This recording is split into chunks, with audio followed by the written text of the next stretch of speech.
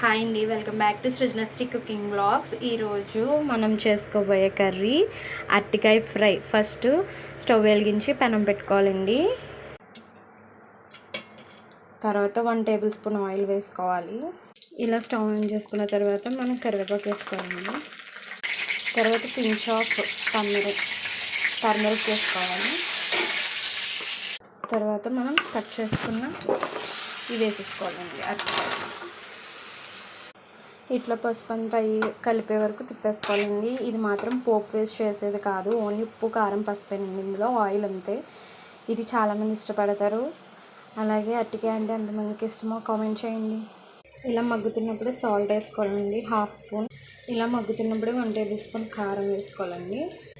ఇలా కారం వేసుకున్నాక ఒకసారి తిప్పేసుకోవాలండి. మన ఫ్రై అనేది రెడీ అయిపోయింది. ఇది పప్పుచారులోకైనా చారులోకైనా చాలా బాగుంటుంది.